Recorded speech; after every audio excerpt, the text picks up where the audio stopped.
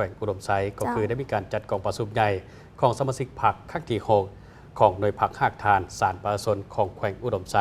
เพื่อสรุปตีราคาคืนการจัดตั้งปฏิบัติของเวกงานหอบดานในระยะ 4 ปีที่ผ่านมากองประชุมได้จัดขึ้นในวันที่ 18 มีนาคม 2025 โดยภายใต้การเป็นประธานของสหายคำพงษ์บรรเลืองเลขาหน่วยพรรคหากทานสารประชาชนแขวงอุดมไซเข้าร่วมมีพลจตวาสีวอนไสยวงศ์คณะประจำพรรคแขวงหัวหน้ากองบัญชาการป้องกันความสงบแขวงอุดมไซมีคณะหน่วยพรรคคณะรับผิดชอบขั้นแขวง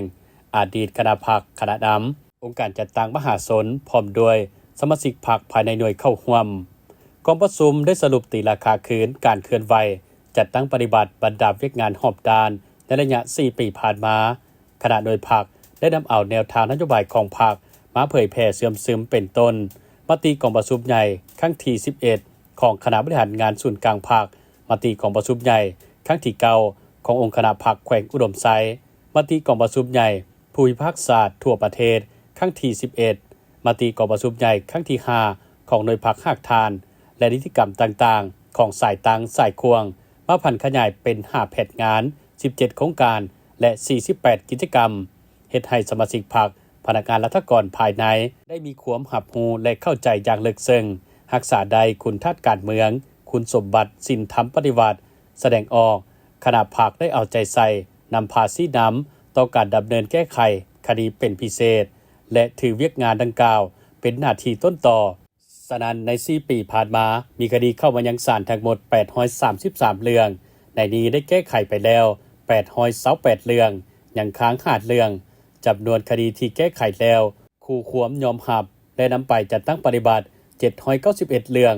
คู่ควมขออุทธรณ์และขอลบล้าง42เรื่องจำนวนคดีที่คู่ควมขออุทธรณ์และขอลบล้างไปยังศาลคันเทิงส่วนหลายศาลคันเทิงได้พิพากษายังยืนเอาตามและเปลี่ยนแปลงบางส่วนและลบล้างทิมให้ตัดสินคืนใหม่แม้นมีจำนวนน้อยถ้าเทียบใส่มติของสภาแห่งชาติก็คือมติของสภาประชาชนแขวงกำหนดไว้การแก้ไขคดีสามารถปฏิบัติได้ลื่นคาดหมาย 14.4 ส่วนห้อยการขออุทธรณ์และขอลบล้างลื่นคาดหมาย 10.53 ส่วนห้อยเอาใจใส่ปฏิบัติวาระแห่งชาติเกี่ยวกับปัญหายาเสพติดซึ่งศาลได้แก้ไขคดียาเสพติดทั้งหมด521เรื่องรวมเอา 99.8 ส่วนห้อยของจำนวนคดียาเสพติดทั้งหมดกองประชุมได้ดำเนินการปอนบัตรคัดเลือกเอาคณะหน่วยพรรคสุดใหม่มีผู้สมัคร5สหายหญิง2สหายเลือกเอา3สหาย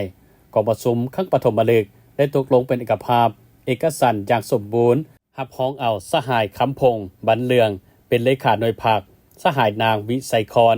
ตองสวัสดิ์เป็นห้องเลขาทั้งเป็นผู้รับผิดชอบกวดการหน่วยพรรคและสหายยีลอโซตูกี